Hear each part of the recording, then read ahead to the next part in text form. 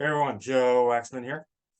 And in this video, I want to talk about Pluto entering Aquarius and general update. I know I haven't been keeping up with my videos, but you know, a lot has happened. My father died, as you know, and I just feel like a call to transition and to think about different things. Which I'll get into. But first, I just want to look at the main astrological event, Pluto entering Aquarius. That's huge. It's really big. So let's just look at that. But guys, please hit the like button and subscribe if you haven't already. All right, I'm going to share my screen.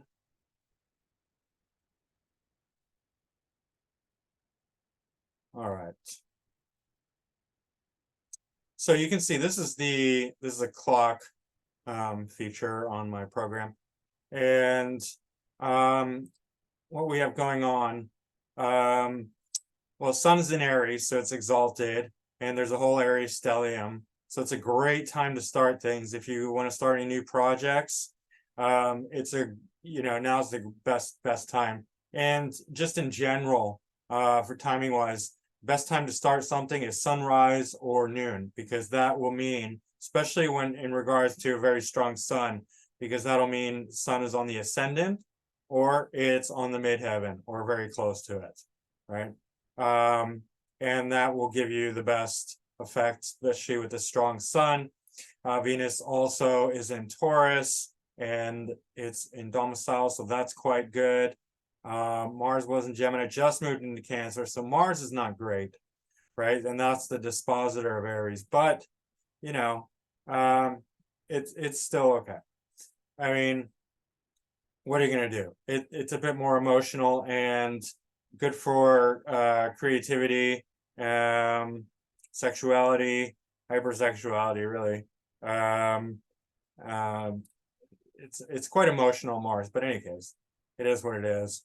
Pluto is entered Aquarius, and this is the first time it has entered Aquarius in like hundreds of years. I don't even know when. I mean, not that it really matters that much. Significance is that it is in Aquarius and outside of Capricorn.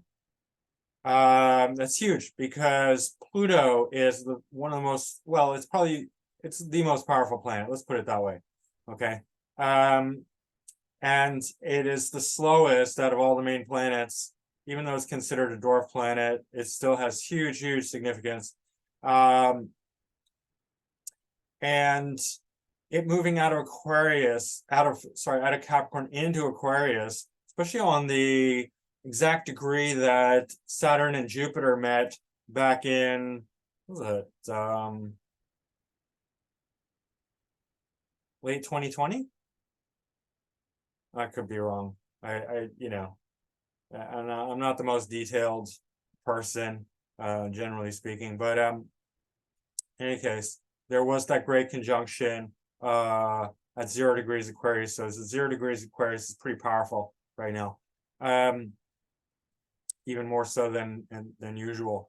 But a lot of what we've been feeling with the Capricorn influence, with Pluto and Capricorn, is going to shift now, right? Just briefly recap, Pluto and Capricorn really was a heavy hitter combo that I think everyone was feeling. It really brought out the Capricornian sort of motif within society at large. Capricorn being authoritative, leadership oriented, top down, structural, and we could see a lot of the heavy handedness of government and tech overlords and lockdowns and all that. There were other factors there, obviously. Taurus is part of that. But a lot of it was coming from Pluto and Capricorn, just this heavy-handedness from top-down authoritative types. governments and leadership of all kinds being overly heavy-handed with their censorship, with their tyranny, with their lockdowns, with their forcing mandates, and all kinds of stuff like that, right?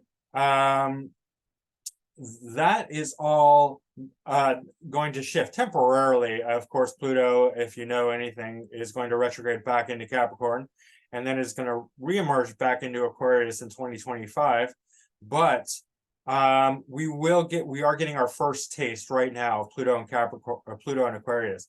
And what that signifies, what that entails is many things, but one thing is the Great Awakening, the awakening of the masses. So expect people to really, really, really wake up now, like to start to open their eyes and be like, wow, I never saw it before, but now I see how much mainstream media is manipulating the news, lying to us, how much government and tyrannies and, you know, the techies and all the authoritative types are abusing their powers and taking advantage of the people, how they're lying to us, deceiving us, giving us bad information, trying to confuse us, even harm us, even kill us sometimes, a lot of times. I'm being mild on purpose. In any case, the Great Awakening is at hand. Some other things that will be really, really prominent with Pluto and Aquarius are AI. I know AI has already been on the rise, but you know, because we've already had a lot of Aquarian influence with the Great Conjunction, but expect that to continue. Artificial intelligence and technology in general is going to be on the rise in a huge way. So if you're not familiar with it and you are in any way involved in I don't know. I mean, I wouldn't say tech field. I mean, you should know it. You should be involved with it. Like there's no excuse not to understand what it is, where it's going, where it's headed, and be familiar with it. That's just on a practical note. But yes, AI is on the rise. Transhumanism, unfortunately, will be another thing that will pick up speed heavily. I'm not a fan of transhumanism. It's just the reality. It's just the fact that the people who are involved in that will, you know, I mean, they're gonna pick up the pace. They're gonna get a lot of energy from Pluto in Aquarius. What else is comedy and humor are huge with Aquarius, and you don't hear this often. I think I'm the only one who really, well, maybe some other people, I don't know, I haven't heard it, but I mean, that's my own observation, and it's held true again and again and again, that Aquarius is hilarious. It just is. It's hilarious, it's brilliant. So like science, technology, all those things are going to get an advantage with Pluto and Aquarius. Pluto is not only going to bring a focus and obsessive quality to Aquarian themes and archetypes, it's going to bring that transformative quality, the breakdown and build up, right? The death and rebirth. The rebirth is always an evolution of the death of what came before. So that's the kind of thing that you can expect from Pluto and Aquarius. So there will be some breakdown of Aquarian themes and archetypes, which would be again in the technology field, in the intellectual field. Aquarius is very intellectual, very brilliant. Science, what else? Communities, the social effect, the social impact is going to be huge, because Aquarius also deals with social in the largest sense, like meaning society, right? So we can expect huge emphasis on community and the rebuilding of community, the reorganization of community, and the reorganization of social isms. I don't just mean socialism, but like all types of utopian, dystopian societies. Unfortunately, you know, none of these archetypes are good or bad. With Aquarius, you have utopia, you also have dystopia. And so they're both going to get the overhaul. They're both going to get the evolution. So we could see like some really wonderful utopian systems starting to merge, right? Just starting, you know, because this is the very beginning. We'll see some great ideas. People will be like, let's start a community. Let's build a utopian society. let's build a, a gathering, some, whether it's online or in person, that could be both of those things, right? Let's build that community archetype that is going to benefit all. And other people are going to want to really go forward with the sort of like 15-minute cities, as they're called, or the line, or all these weird dystopian archetypes, programs that really are not that all that great, but they're going to get empowered as well. So we're going to have that dichotomy between the utopian and the dystopian.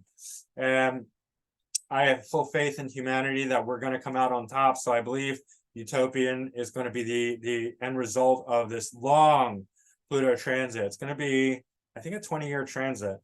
So in the next 20 years, which is just starting, Age of Aquarius, utopia, look for utopia, join a community, be a part, get involved, put your 2 cents in. And, that involvement will keep the dystopian side of things at bay, as well as the Great Awakening type aspect of this. The more we can bring people on board and wake them up and help them to see the light, rather than going down the transhumanist route, which will unfortunately happen with some people, natural community, natural living, healthy living, and all that, that's going to really tip the scales to, make things, bring things over to the good side, the utopian, the healthy, the awakening, rather than the dystopian, transhumanist, overly intellectual side of things. What else about Aquarius? Great for on the small scale, just friendships in general. Even if you're just small local community, just you and your friends. Generally not so much one-on-one. Aquarius is not the one-on-one type, although it can be. It's more about the groups, right? Uniqueness, independence, rebellion, individuality within groups, and thinking about the whole of the group. So that's the type of theme that you want to ride on with this energy. There's just temporarily there is an inconjunct with Mars in Cancer and Pluto and Aquarius, and this is a difficult one because Mars in Cancer is obviously it's debilitated, and at 0 degrees especially, where the 0, Pluto is 0 degrees Aquarius and Mars is 0 degrees Cancer, it's going to be kind of superpowered, because these are like the overly excited positions of planets where they're just like, it's first day of school. There's just too much energy, too much excitement. And Mars in Cancer can be violent. It can be, because Mars is aggression, Mars is physicality and sexuality, and so it can be overly aggressive, overly sexual, especially with this inconjunct with Pluto. There can be issues with domination and control and power and authority and aggression and violence. So just keep a cool head. As long as you know that, then things will be all right. It does look like it's forming a grand trine with Saturn and South Node. And, Mars is going to bonify the South Node. So the South Node is going to be in a generally good position for the little while. Wherever that hits your chart, it's going to be helped by this Mars. Even though it's Mars in Cancer, it's still, because Mars rules Scorpio, so that's going to help out the South Node. In any case, these are small details, which I just thought I'd throw in there. Main thing is Pluto in Aquarius. But generally speaking, great time to start something new, beauty, creativity, just anything, money, finance, which I did, and I timed it perfectly. I started my website, so this is part of the update, part of this video that I just wanted to bring into, and I'm going to stop sharing just for now. Oh no, I'm not going to stop sharing, because I want to share. I want to show you something else. Okay, introducing Waxman's Kitchen. I started this March 24th, 2023, when Mars was still in Gemini, because then you have the mutual reception. Even though it's not by degree, you have Mercury in Aries and Mars in Gemini, so they're mutual reception, and that's much better for the dispositor of Aries, which is the I picked this time, obviously 6:56 a.m. To be right on the nose, where sun is exactly in the first house. And in fact, I think I did two separate things at this time, but I started my website and I signed up to help to get some mentorship, right? And Pluto is also in Aquarius, I'm sure of that. And then the second house is loaded with North Node in Taurus, Venus in Taurus, Moon in Taurus, where it's exalted, and Uranus in Taurus. Uranus in Taurus is not the greatest, but the Venus and Moon are going to outweigh the Uranus and Taurus negative, plus the North Node. And this is money. And so I started my website, Waxman's Kitchen. It's not open yet. It's not available. It is started. It's just not open to the public. But I wanted to pick a really opportune time, so I'm announcing it here. So yeah, it's going to be all things kitchen, cookware, health food, supplements, coffee, tea, you name it. It's going to be a huge online web store that I'm going to have to build up slowly over time. Don't expect it to be that way overnight, but it will get there. So that's super exciting. I need a moneymaker because, guys, I'm drowning in expenses. I don't want to, bore you with the details. I have a lot of expenses. I have to take care of people. People depend on me, and they require lots of money from me. So I need money. I know some of you, not a lot, but some of you really love to check out my videos and all that. I'm going to be taking a breather from astrology videos in general. I do want to keep up my YouTube channel. I want to keep talking. I'm just not a one-trick pony. Astrology will be part of it. It's just not going to be all of it. And I just have to be true to myself. Otherwise, I just can't do it. I just can't. As a Scorpio dominant type Scorpio 8th house, being authentic is really important to me. Plus the Gemini influence makes it really difficult to pursue anything that is not a heart's calling. That's for Gemini. That's one of the tricks you need to know about Gemini. It's got to be in the heart for them to stick with anything. They got to love it. Same with me. So I follow my heart. I'm a heartfelt person, heart-guided person, soul-guided. So yeah, I think this is a great chart. And just generally speaking, you want good timing. Look at the sun, and then do either sunrise or noon, just general. There's many other things to look at, and that's not always going to be the best time, but just for a general rule, very basic rule, especially if the sun's in a good position. I really lucked out with this one because of the Venus and Moon in the second house. It's and North Node. This seems like a really fantastic moneymaker chart. MC is Capricorn, and that's good. Pluto in the 11th house, that's good. Saturn in the 12th in Pisces. Well, not ideal, but perhaps for foreign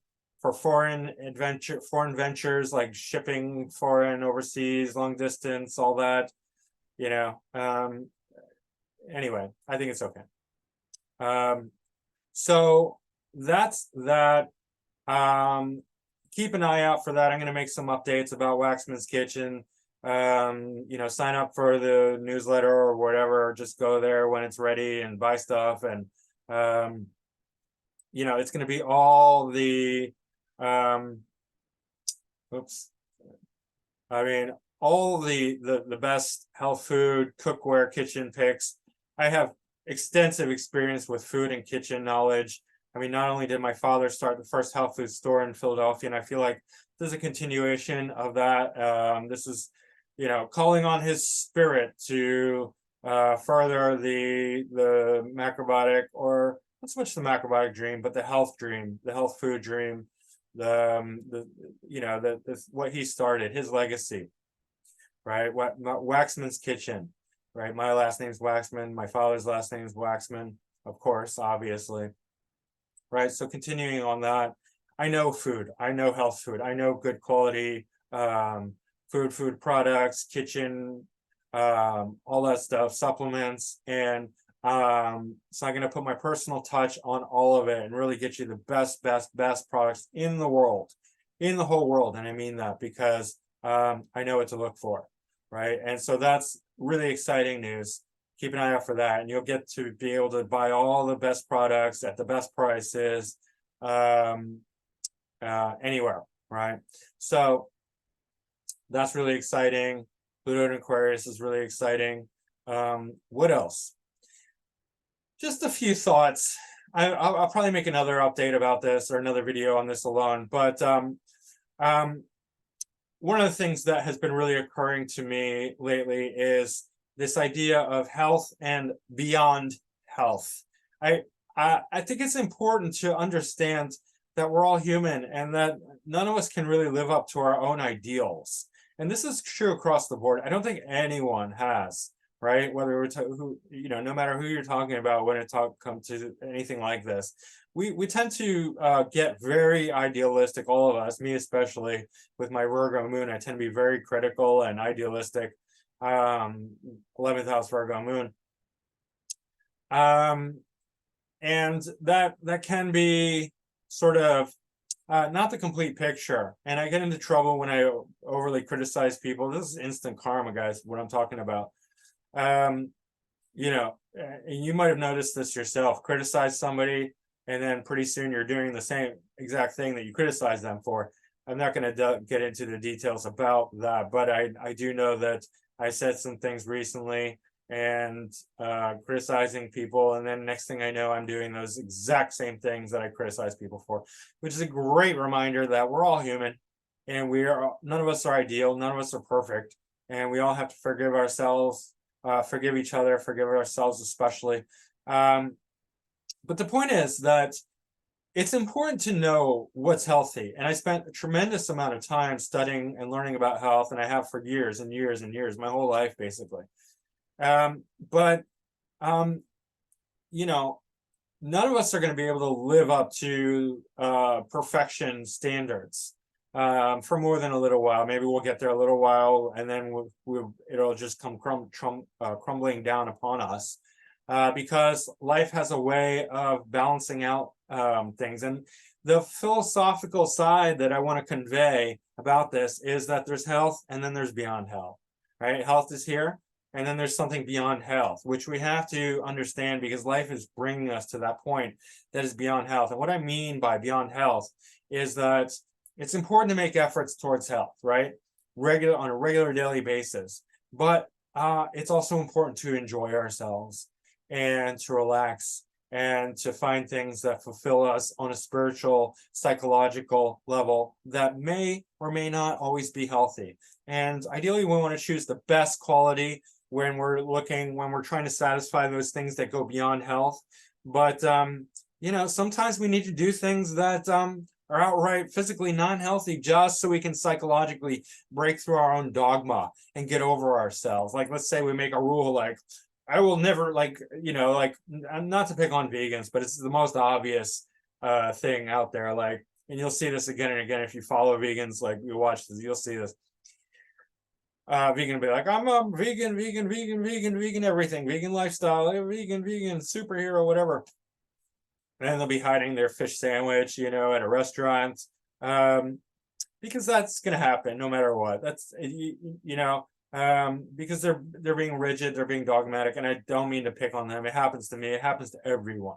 When we get overly idealistic, overly dogmatic, life pushes us beyond that dogma. And so sometimes we need to do things, and I'm not saying a fish sandwich is unhealthy. It can be, maybe it is, maybe it isn't, right? Maybe it's, you know, you could have a really healthy, you know, fish sandwich, get really good fish, don't fry it, you know, cook it wet, or wet-ish, you know, steamed perhaps, with some good quality ingredients, good quality sourdough. Any case, it's beyond the point. Yeah, but the breaking of the dogma, sometimes that has to happen, and we can do that consciously. It's going to happen whether we do it consciously or unconsciously. And if we let it happen unconsciously, we beat ourselves up about it. We're just like, damn, I failed. Like, I was trying to stick to this regime, this really strict, healthy regime. And I was tempted, and I went out and I ate all this stuff, blah, blah, blah. Or we can do it consciously and just be like, look, I know I'm being rigid, dogmatic, full of ish, if you will, trying to keep it clean here. And I'm just gonna break through my dogma, get over myself, because that's all just ego nonsense, bull-ish, if you will. And yeah, there's purpose in that as well. Like there's real value and meaning in that. Like, get over yourself, get over your ego, because it's all ego, right? Ultimately, health has to serve the growth of the soul, otherwise it's meaningless. Health has no meaning. There's no point in living to 120 if you're just a miserable cunt, right? Trying to keep it clean. There really isn't. And like, I've asked myself this question a lot, like, would it really be so awful if I died tomorrow, or if I died right now? No, it wouldn't, because I know what lies beyond. Like, I'm going to be reborn, I'm going to have another life, I'm going to have another chance, and my soul is going to be the same. It's going to be the exact same. I'm going to have all the same lessons learned, and I'm going to have to learn all the lessons that I will now, and it's just a continuation. There's no difference. There really is no death. And that's something that you hopefully, if you don't, hopefully you will learn. There's no death. It's not really death, so it doesn't matter. What's this great, what prize do you win for dying at 120 versus 75? What's the prize? You get to live longer. Maybe you get to do more things, make more of a name for yourself. But from a soul level, it doesn't matter. It doesn't matter even if it's the slightest little bit. So let's just be real about it. And, even though I was heavy-handed with my criticisms of my father, who, died young, and, it's important to point those things out. I also want to point out that I love my father, and I don't fault him, and I don't blame him. And I'm his son. The apple doesn't fall far from the tree. Maybe I'll die the same age as him, maybe before, the same disease or something else. It could happen. You're right. I'm not going to be like, I'm immune to that, I'm better than that. I'm not better than that. We're all human. We're all doing the best we can, and he's an amazing man, and he did many things, helped so many people, and I love my father, and I celebrate him. So I celebrate his life, and I'm proud of him, proud to be. Oh, I'm getting all emotional here. Wish to continue his legacy, and yeah, so I do get emotional, because that's that watery influence of that Scorpio 8th house and all that. So in any case, guys, I need you to think about beyond health a little bit. I'm going to make another video, really flesh it out a little bit more about what I mean by beyond health. And it's important to not make health the goal, to have health and be a part of it. It's a stepping stone. It's, you can't ignore health, right? It's not like we can ignore health, but sometimes we get caught up in the thing, like we say, well, we can't ignore it, therefore it's the ultimate, we can't go beyond it either. You can pay great attention to your health and see that there's something even a step further than health. And it's really important to understand that, right? Be healthy, eat healthy, live healthy, and then enjoy yourself beyond that, even with things that are not necessarily healthy. Just, you have to have the right balance, right? Enjoy that that celebratory alcohol, enjoy that piece of cake, enjoy the bread, enjoy the Italian dinner out, enjoy the even the diner food or the coffee shop, like whatever it is. Maybe it's not healthy all the time, but so what? Maybe sometimes you just got to go with it and break all your rules, and know that you're going to be okay, because otherwise you're just gonna, the body adapts and it gets used to something. And if you're just like hyper puritanical, like you go out, like you live in the woods and you just eat everything organic, then you go into New York City, you probably drop dead from all the pollution, just by being overly hypersensitive, right? It's not even healthy to be like that, to be overly puritanical. So guys, let's understand health. Let's know what health is to the fullest extent, and not be caught by it, not be trapped by it. Let's be able to go beyond health.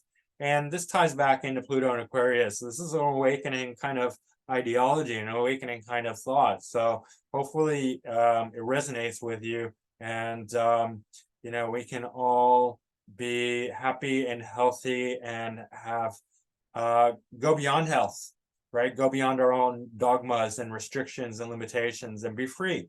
Let's all be free and be evolved human beings who are exploring a great frontier, right?